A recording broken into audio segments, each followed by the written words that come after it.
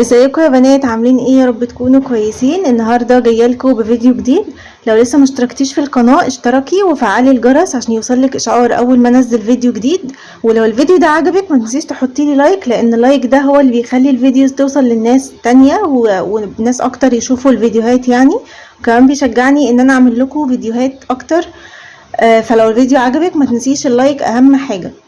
ويلا بينا بقى نبدأ الفيديو ونشوف الفيديو النهارده بيتكلم عن ايه. الفيديو ده هينزل بعد ما اجرب الصابون ده، بعد ما اجربه بفترة كبيرة قوي علشان اقول لكم اذا كان حلو ولا لا. بس انا قلت اصور الفيديو واخليه جاهز عندي عشان لو عجبني يعني ومفيش منه اي مشكلة هنزل لكم الفيديو واقول لكم تجربتي معاه. لو طلعوا حاجة مش كويسة او فيها اي عيوب او ايا كان يعني برضو مش هنزل الفيديو وهمسحه وخلاص، يعني مش هستعمله اصلا تاني. ده الصابون المركز اللي منتشر قوي على الفيسبوك بقاله فترة، بيتخفف بالمية وكده. هنشوف دلوقتي بيتعمل ازاي. المفروض ان هو يعني موفر بقى وبينضف وبيعمل كل الكلام ده. وعلى فكرة اللي جربته قالت لي ان هو بيخلي الكوبايات تلمع، فمش مصدقة يعني، مش عارفة بصراحة كلامها صح ولا لا، بس هي بتحلف لي ان هو بينضف الكوبايات وبينضف الاطباق وريحته حلوة، مش بيخشن الايد ومفيش منه اي ضرر. وكمان موفر عن الحاجات الجاهزة اللي بتتباع زي انواع الشركات، يعني مش عايزه اقول اسامي عشان ما تبقاش اعلانات، بس المفروض ان ده موفر تمام. ده هو ده اسمه. في طبعا انواع تانية كتير بس هو ده اللي هي جربته وقالت لي انه حلو. المفروض ان هو بيتخفف ب8 لتر ميه، بس هي قالت لي خليه يعني اعمليه ب6 لتر ميه بس. ولو تقل معاكي عشان هو بيتساب يتقل، فلو تقل معاكي وعايزه تخففيه بعد كده تبقي تخففيه احسن ما تعمليه يعني 6 لتر ميه، ممكن يخف معاكي وما يبقاش حلو، فخليه تقيل احسن. فهو بيتخفف ب8 لتر ميه زي ما انتم شايفين كده، ومكتوب عليه الطريقه من ورا. هو مكتوب ان هو فيه كيسين من جوه، هنفتحه دلوقتي ونشوف محتوياته. هو جوه فيه كيسين، كيس باودر وكيس معجون تقريبا، كيس معجون. بيتخففوا الاول، بيتخلطوا مع بعض الاتنين كويس لحد ما الباودر يعني يتخلط كويس بالمعجون. بعد كده بقى بنضيف الميه بالتدريج وبنفضل نقلب لحد ما يتمازج كله مع بعضه ونعبيه بقى في ازايز وكده. فتعالوا كده نجرب مع بعض ونشوفه. انا والله ما اعرف اي حاجه، ما اعرفش الكيس ده جواه ايه، يعني انا هفتحه دلوقتي اهو معاكم ونشوف الكيس جواه ايه ونعمله مع بعض.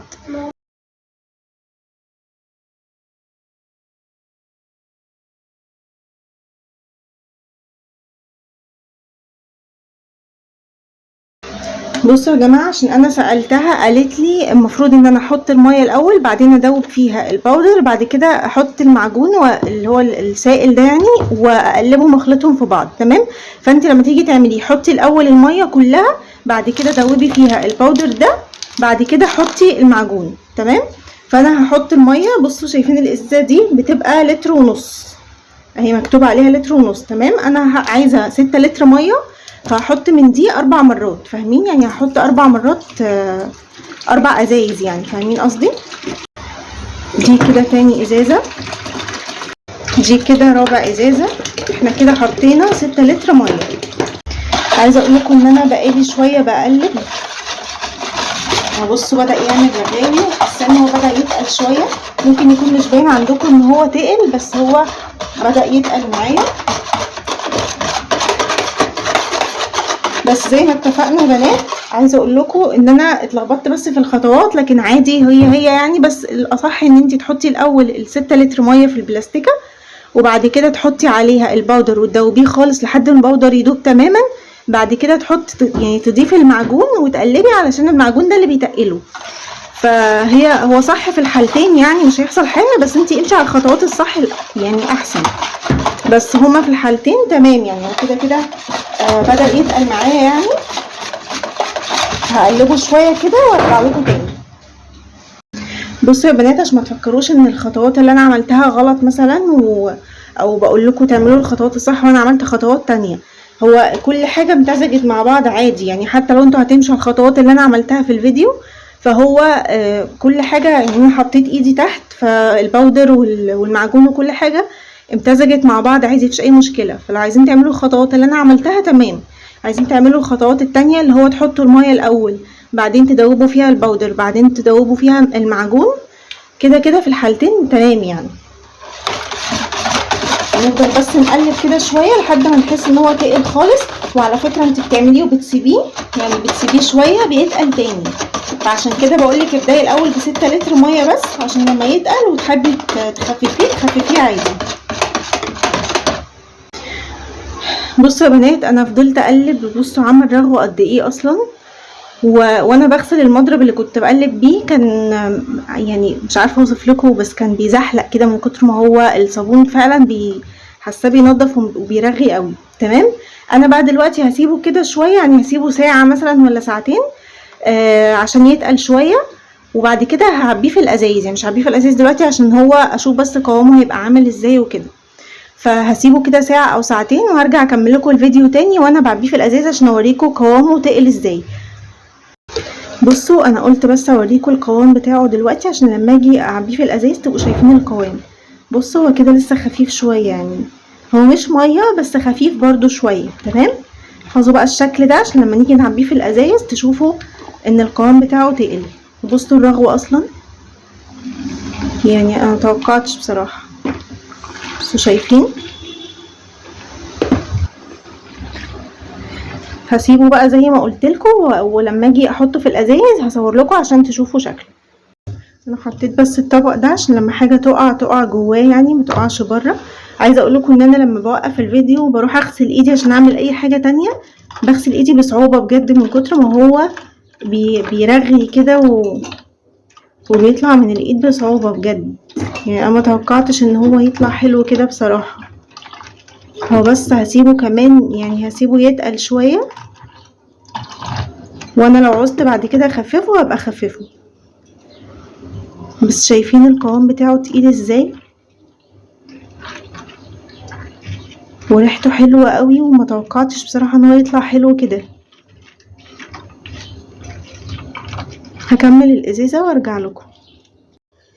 جماعه بصوا دلوقتي انا عبيته في الازايز، وعايزه اقول لكم بصوا عمل كميه قد ايه. الازازه دي اصلا بصوا مكتوب عليها اهو تقريبا يعني حوالي 2 لتر ونص، عملت ازازتين منها، دي برضو 2 لتر ونص. ثواني اوريكم بس عشان ايه تبقوا شايفين اهو مكتوب عليها 2 لتر ونص. تمام. الازازه دي لتر ونص، ودي برضو لتر ونص، بس دي ما ملهاش كلها. يعني بصوا دي مليانه لحد الورقه اللي هنا بالظبط. تمام. بصوا الازازتين الكبار دول مليانين، هما كل واحده فيهم 2 لتر ونص، يعني الازازتين 5 لتر، والازازه دي لتر ونص، ودي تقريبا يعني مليانه لحد، يعني هنقول مثلا دي كده لتر، يعني كلهم كده 7 لتر ونص. عقبال ما يتقالوا بقى لسه هو هيتقل تاني عن كده. لما يتقالوا تاني يعني هيبقى تقريبا عمل زي ما مكتوب على الكيس 8 لتر، بس هي الحته اللي مكتوب عليها اتقطعت، كانت باينه في اول الفيديو. فانا شايفاه بصراحه ان هو موفر قوي وعمل الكميه دي كلها. وعايزه اقول لكم والله وانا بحط في الازايز كان بيقع عليها صابون وكنت بغسله طبعا. سامعين صوت الازايز؟ سامعين بجد؟ ده انا عشان جه عليه صابون بس وشطفته، لا عملت بليفه ولا اي حاجه. فانا شايفه ان هو بصراحه بيرغي حلو قوي وريحته حلوه وما خشنش ايدي ولا اي حاجه، وفي نفس الوقت موفر لان هو عمل يعتبر 8 لتر صابون. سعره كام بقى الكيس ده؟ سعره 30 جنيه. يعني انت ب 30 جنيه هتعملي 8 لتر صابون. وعايزه اقول لكم والله يعني ما كنتش متوقعه خالص ان هو يطلع ريحته حلوه كده وبيرغي كده وبينضف بالطريقه دي. بس انا زي ما قلت لكم برضو انا مش هنزل لكم الفيديو ده خالص غير بعد فتره، يعني انا ممكن اقعد شهر مثلا استخدمه وبعد كده هنزل لكم الفيديو عشان اكون جربته واعرف اذا كان بيخشن الايد ولا لا، بيعمل حساسيه للايد، بيعمل اي حاجه. فهجربه الاول وهقول لكم، يعني مش هنزل الفيديو ده على طول. بس كده يا بنات، هو ده كان الفيديو بتاعي النهارده. دي تجربة كده غير خالص. المحتوى اللي انا بقدمه ملهاش علاقة خالص بالميك اب ولا اي حاجة من الحاجات اللي انا بقدمها، بس عشان انا يعني حاجة جربتها وقلت هقول لكم يعني تجربتي ليها وكده. بس هو ده كان الفيديو بتاعي النهارده. لو الفيديو بقى عجبك ما تنسيش تحطي لي لايك وتشتركي في القناه، ولو مش مفعله الجرس فعليه، علشان في ناس بيقولوا لي ان ما بيجيلهمش اشعارات ان انا نزلت فيديو. ده عشان انتوا مش مفعلين الجرس ده اول ما بتفعلوه بيجيلكوا اشعار على طول اول ما الفيديو بتاعي ينزل. بس كده يا بنات، اشوفكم ان شاء الله على خير في بصوا بقى يا بنات، هجربه لكم دلوقتي. انا فضيته في الازازه دي عشان بس اعرف اخد منه. بصوا انا هاخد نقطه بس واحده منه. شايفين النقطه دي؟ اصلا شايفين هو بقى تقيل ازاي؟ بصوا بقى تقيل ازاي. تعالوا بقى نجرب كده النقطه دي نشوف هترغي ازاي. هنجرب في كوبايه كده نغسلها. بصوا شايفين الرغوه؟ كل ده من نقطه اهو. بصوا الرغوه.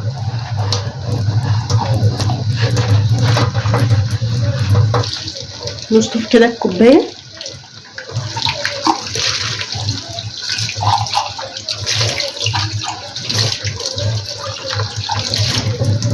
بصوا شايفين الكوبايه بتلمع ازاي؟ هي كده كده الكوبايه نظيفه يعني، بس انا بوريكم ان هو بينضف قوي، بيخلي الكوبايات بجد تلمع. وعايزه اقول لكم بصوا الليفه لسه بترغي. شايفين الرغوه قد ايه؟ من نقطه بس. فهو حلو قوي بصراحه، جربوه.